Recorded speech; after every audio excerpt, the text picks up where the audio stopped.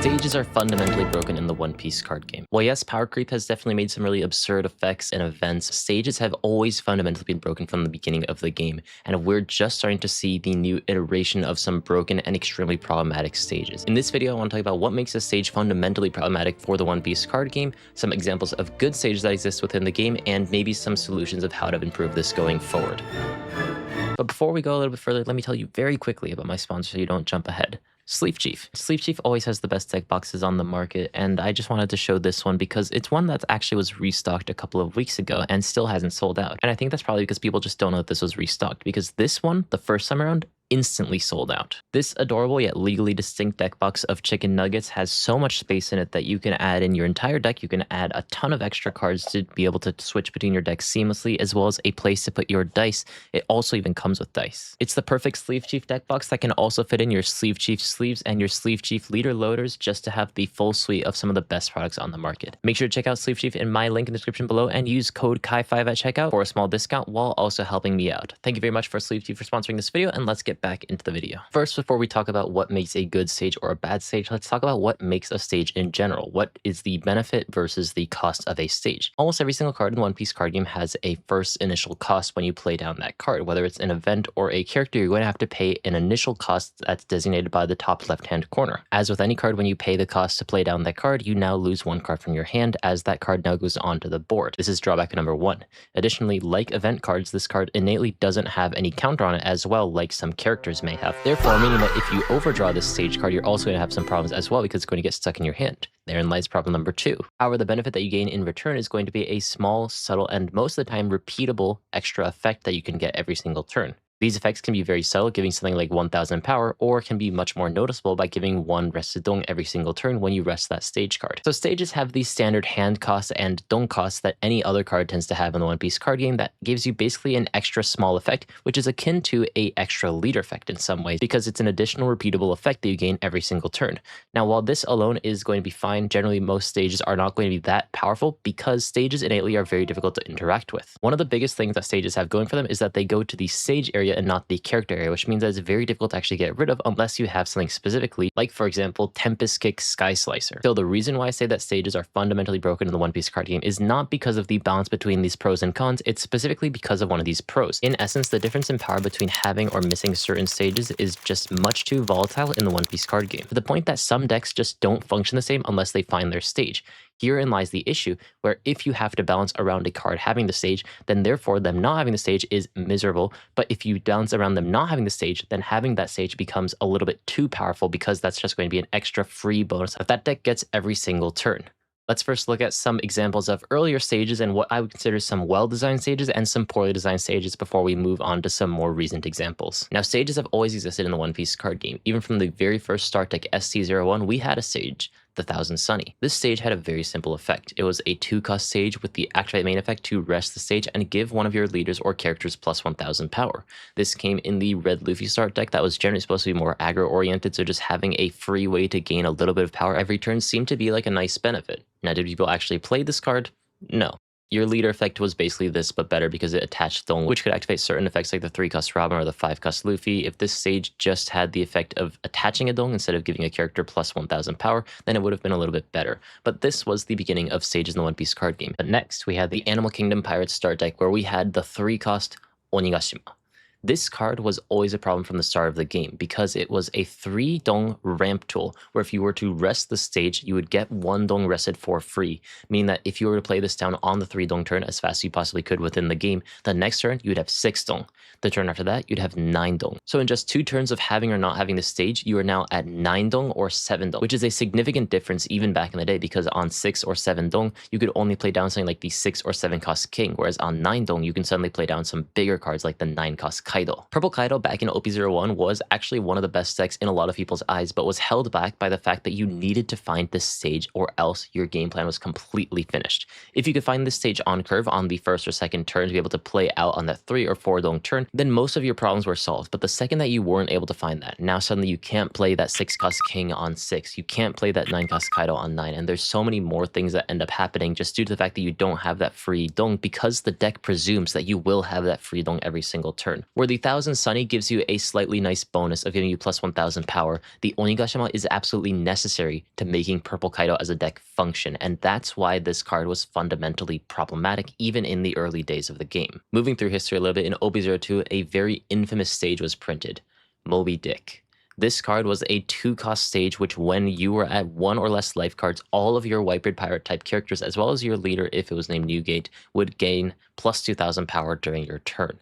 Now this, for only 2 dong, is basically just free infinite damage on your turn. And with the OP02 Newgate's leader ability, you were going down to 1 very, very quickly. This card was actually banned in the One Piece card game, though it is unbanned now, so it is usable in the extra regulation, because at the time when the game's power was much lower, just having a free 2000 power across your entire board was absurdly broken, especially because the deck at the time was just running a huge suite of vanilla stat-lined characters, a 4-cost 6000 power Atmos, a 5-cost 7000 power King Do, a 6-cost 8000 power Thatch, and these characters just getting an extra plus 2000 power was way too high for any deck to deal with back in the day.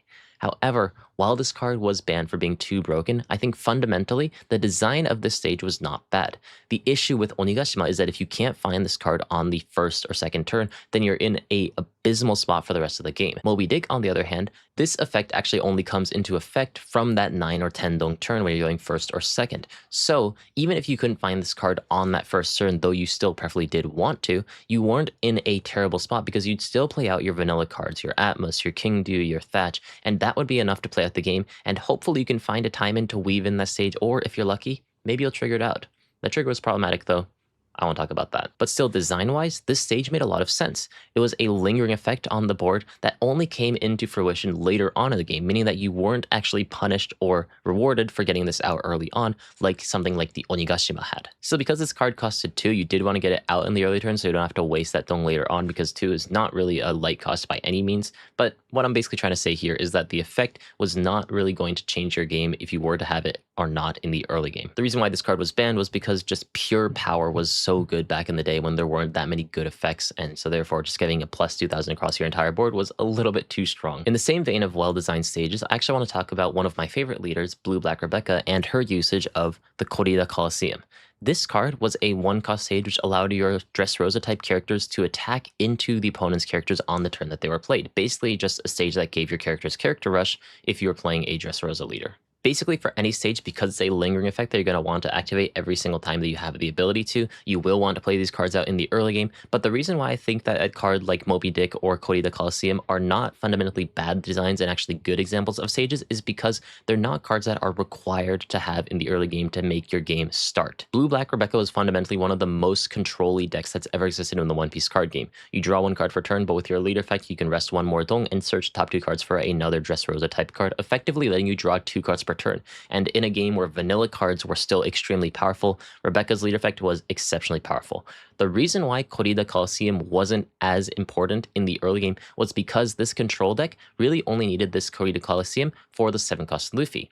When you get the 7-cost Luffy down, you can suddenly hit into 2 of the opponent's characters, maybe taking out both characters, and really start to swing the board into your favor by controlling it in this way. But before you get to this point in the game, you were trying to clear the opponent's board in a classic, simple, black control way with cost-based removal with things like the 4-cost Orlumbus and the 5-cost Garp, for example. Now, these cards didn't necessarily need to attack on the turn that they were played because their function was as cost reduction tools or cost-based removal, not to mention that Garp isn't Dressrosa. So while you would prefer to have the stage in the early game, you didn't necessarily need it until you were ready to take out the opponent's board with that 7-cost Luffy. So that's why I think this deck, especially with the fact that your leader effect was able to search every single turn, increase the consistency of finding this card, made it so that this card wasn't as necessary to find in the early game, which is why a lot of people were running this card at 3 copies back in the time, myself included. Regardless of power level, fundamentally what made a stage good design, in my opinion, was the fact that you didn't have to play it in the early game or else you get punished. Or Corrida Coliseum, you didn't lose the game just by missing that stage in the early game, and if you didn't find that stage for an exceptionally long period of time in the game, you just got unlucky, then you can play the game at either a different pace or in a different way.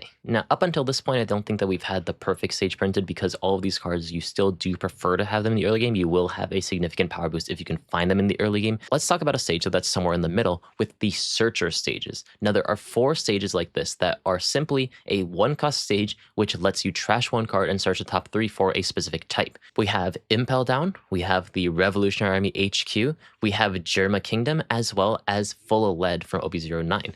These cards are not necessarily required to make your game plan work, but they really help because it's a free search every single turn. Being able to cycle cards out of your hand is one thing, but also being able to look at the top 3 cards for specifically any card that you need is going to be extremely important, especially for decks that really have a lot of cards that combo together or rely on building up their trash like Reiju or Black Teach, for example, with things like that 4-cost Burgess. It's for this reason that although you don't instantly lose the game by not finding these cards, you desperately want to find them in the early game to make sure that the rest of your game is going to be much easier, which is why I still think these cards will lean towards bad stage design because it's going to be a significant disadvantage if you can't find it in terms of consistency, but it's not like you can't just magically find and draw your cards anyways. NES Lobby is a 2-cost stage where if you were to rest the stage, then if your leader had the Cypher Pull type, you could give one of the opponent's characters -2 cost. It's basically a straight upgrade over the Marineford stage that existed back in the day, but it was specifically locked to the OP03 Lucci, who was printed way back when on February 11th, 2023. This card was not played in Lucci. Lucci was a deck that didn't really clear the opponent's board all too much. Basically, all this deck did was just go face, hit hard with cards like the 6-cost Lucci with Rush, and that leader effect be able to restand and go at the opponent's leader. This card became a problem in OP07 when the new Black Lucci was released. The OP07 Black Lucci had the effect to reduce one of the opponent's characters by -1 cost, and this, with NES Lobby, allowed you to -3 cost to basically anything with the freedom of choice to split up that cost reduction as well among 2 characters. Now, this, alongside some really powerful cards like the 4-cost Lucci printed out in OP05, made this version of Lucci an extremely potent control deck, especially as the OP05 Sakazuki was just banned. The reason why I bring this up is because, interestingly, NES Lobby, though it was in the game for a very long time, was not actually broken despite it being badly designed, because it just didn't fit with the Black Lucci that existed at the time. However, when a deck that could properly abuse the card came out in OP07, this stage became the volatile Onigashima-esque powerhouse that it was always meant to be. So for people who weren't playing back then, I hope this was a sort of interesting history lesson looking back at some of the older stages that existed, because stages have always been problematic. Some have been weak, like the Wano Country back in OP02, and some have been stupidly powerful, like Onigashima or NES Lobby or Moby Dick, of course, 2 of those cards being banned. But so why talk about this now? Because the most recent card that we've talked about in this video so far is the OP09 Hachinatsu, and that's basically just a rehash of the OP02 Impel Down. None of these cards really seem to fundamentally break the game at this point, even though some of them are still quite strong, because of course things like NES Lobby have also been unbanned. Well, the reason why I talk about this is because Bandai, similar to what they've done with events, have started to revamp and make stages a lot stronger. And I think that the new stages that have been printed out have been quite problematic for the game, especially now with the new start decks that have been released in Japan and soon in the West. The first of these problematic stages that I want to talk about isn't necessarily that problematic, but was the start of something new, and that was the Going Merry from EV02.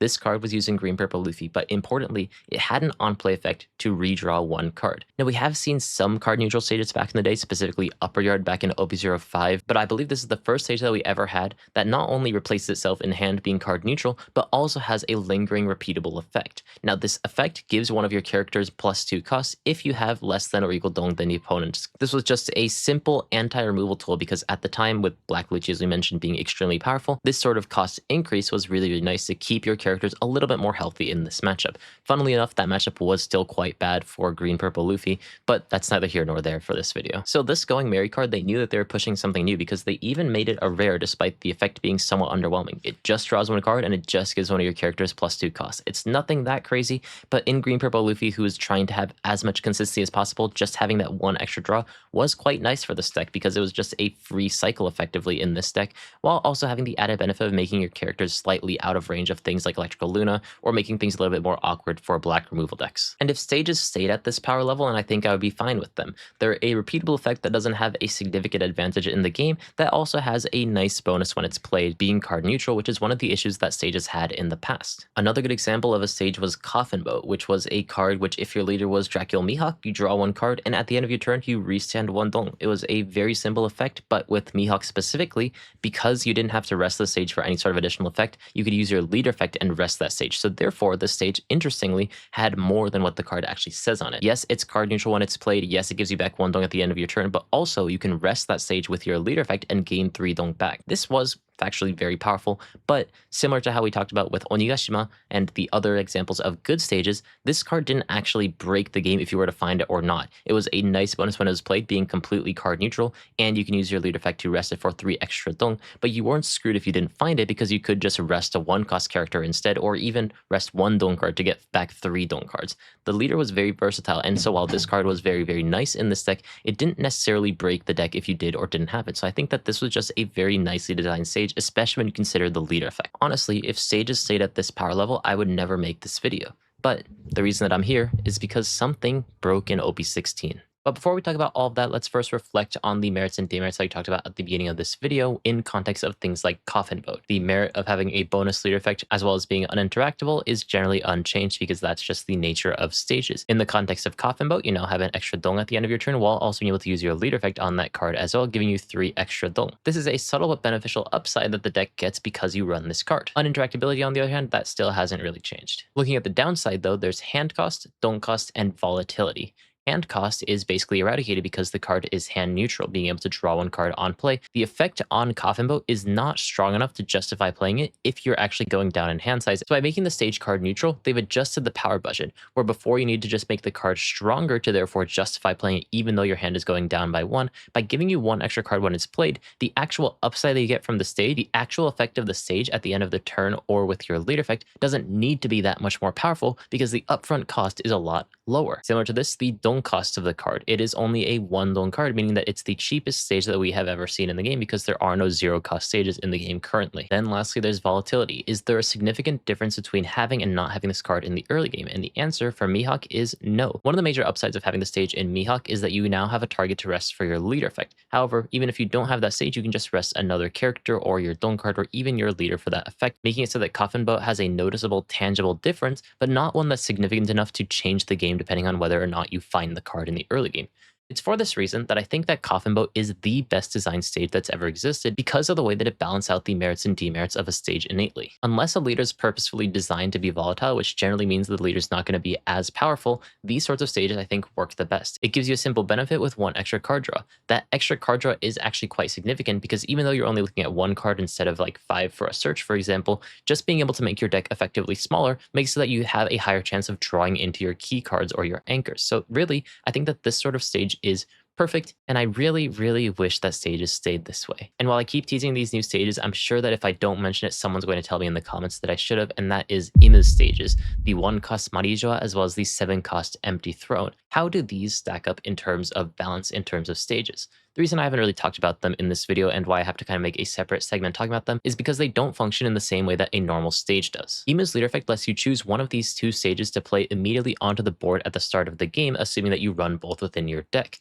This means that effectively this isn't just a bonus leader ability, this is the leader ability. This is actually extremely cool, which I can only know now that we know a little bit more about Imu in the manga, and I'm going to keep this as spoiler-free as possible, but Imu has a lot of versatility in the manga. He can use a lot of different tactics, and I think it's really cool that before we even knew the way that Imu fights in the manga, we saw this actually being replicated in the leader effect by being able to choose which stage you want depending on the leader that you're fighting against. But so because this is effectively a leader effect that you choose at the start of the game no matter what before you even draw your first hand, the merits and demerits of a stage just completely go out of whack for this card. It's not a bonus leader effect, it is still uninteractable, hand costs don't exist because it's played out of your deck, dong cost doesn't exist because you start with it on the board, and volatility doesn't exist because it's literally just always going to be there no matter what unless you just forget to put out your stage. So none of the downsides are there. It's not a bonus leader effect. It is just your single 1 leader effect that you get to choose at the start of the game. So in reality, although technically these cards are stages, and I will still flex that I took these nice little videos of the card as well. Look at that. That's Japan exclusive, by the way. That's really nice, isn't it? They don't actually relate to the topic that I'm talking about in this video, which is why I'm going to quickly skip over them and talk about some of these new terrifying cards, starting, of course, with Moby Dick. Moby Dick is a 1-cost stage where on play, if your leader has the Whitebeard Pirates type, you can look at the top 3 cards from your deck and add any single one to your hand. Additionally, it has the activate main effect to trash the stage and give 1 rested dong to one of your leader or characters. Now, effectively, this is just a search where you can choose when you want to get that dong back. This stage is as far from volatile as you can get. It's essentially just a simple searcher with an extra effect that you can activate at any other turn later on. So it's not a repeating effect, so therefore the volatility is low. It's not very expensive because it costs 1 and you even get that dong back. But the reason why I'm making this distinction is that it's a searcher stage.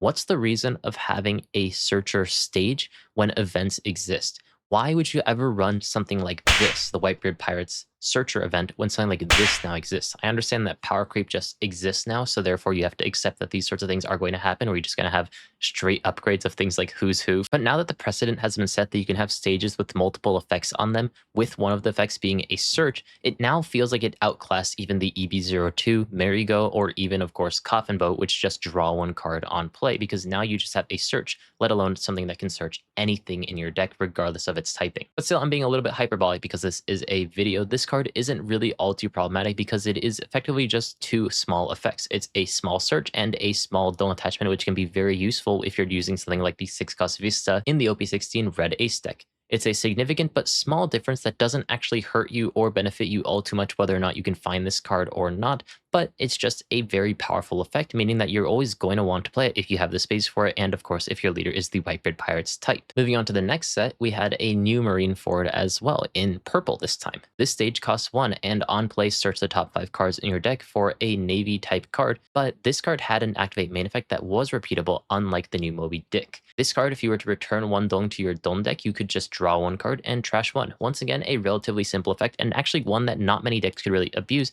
because -1 Dong was actually a significant cost. It wasn't free like something like Onigashima where you just keep ramping Dong. You did have to actually pay that cost, but this card also has some problems, especially when it comes to Purple Yoroshinante, because of some unintended side effects and interactions between your leader effect and the 7-cost Sakazuki. Now, the reason why I'm making this video is not because of either of these two cards, although we can see a very clear power progression from stages that are completely card negative to card neutral to now being able to search on the turn that they're played and also having a repeatable effect like some of these older stages. The issue is when you have these sorts of card neutral stages that are also volatile. Let's finally talk about the new stage that was introduced into the game, and something that's quite poetic because it is a mirror of the first stage that ever existed in the game, the Thousand Sunny. It's a little unfair to compare cards when power creep is inevitable. I think that it's really funny because these cards are so similar in not only the way that they function, but also the way that they look. The new Thousand Sunny, though, is a 1-cost stage which on play searches the top 5 for a Straw Hat card, while also having the activate main effect to attach a Dong to one of your Monkey D. Luffy. Now this is a volatile effect, especially when it comes to certain decks like Red Green Luffy. If you have this card in the early game, you can play significantly ahead. Attaching one Dong really doesn't seem that ridiculous. I mean, we saw with the old Thousand Sunny that basically no one ever ran that card, just getting plus 1000 power every single turn. However, when it comes to a deck like Red Green Luffy, because the leader effect requires you to attach one Dong to your leader for it to be activated, before you had this stage, you basically just had to play one Dong off of your curve, where you would have wanted to play something like the 5-cost Sanji, resend 2 Dong, and play out the 4-cost Usopp for 7 Dong. Because you needed to attach 1 Dong onto your leader, the best that you could really do was play down the 6-cost Luffy and then the 4-cost Usopp, for example. But because you have this stage now, suddenly you don't have to wait till that next turn to play down that Sanji plus Usopp. You can immediately play it on that 4th turn because you have a free Dong on your leader. Effectively, what this is, in a weird way, if you were to squint your eyes, is kind of similar to Onigashima, because it is effectively just letting you play 1 turn ahead because you don't have to worry about that Dong that you would be forced to attach to your leader otherwise. If you don't have that Dong card to attach to your leader through the stages effect, you feel like you're going to be significantly further behind because you have to map out your turn with the consideration that you're allocating one of those Dong cards physically from your Dong area to your leader and not for free through the stage. The most egregious example of this is on the 6th Dong turn. On that 6th Dong turn, historically, what you basically had to do was just drop down 1 5-cost Sanji and wait until you have 8 Dong until you can start to really expand your board, because you finally have the Dong to not only attach to your leader, not only leave up for your leader effect, but also play down characters as well. However, because the new Thousand Sunny stage exists, you can just for 6 Dong drop down the 6-cost Secret Rare Luffy into the 4-cost Usopp, use the stage to attach 1 Dong to your leader, and now you're going to pass back the turn with 2 extremely powerful characters on the board that are very difficult to clear through your leader effect, and also 2 active Dong which are effectively plus 4000 counter within this deck. It's a significant difference in power between if you have or don't have the stage, and it all just comes down to if you can manage to find it in the early game. Yes, it's searchable off of lots of things, which is going to help mitigate some of the volatility of this card, not only being card neutral, but also being a searcher akin to the 1-cost Nami.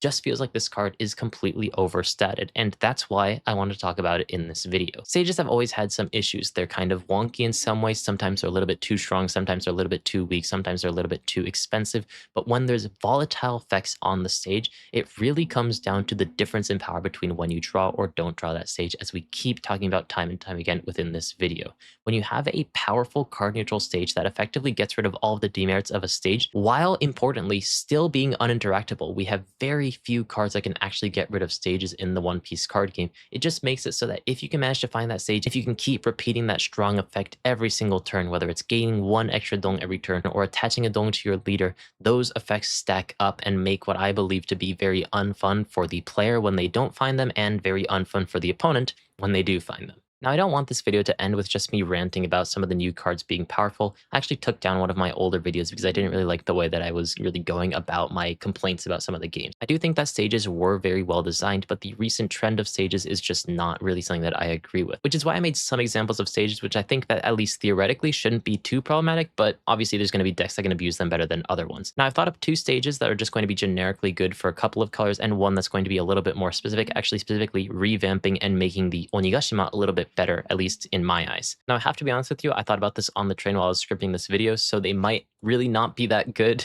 and there also might be some broken or terrible interactions that come out of them, but these are just examples of some sorts of effects that I think are simple enough but are fair for a stage. The first one is a red stage, which I'm going to call Mr. Luffy Go. This is Bartolomeo's ship, and because he really likes to support Luffy, this is going to be a one-cost stage, which on play draws one card, and if you were to rest the stage, give up to one of your character cards plus 1000 power until the next turn.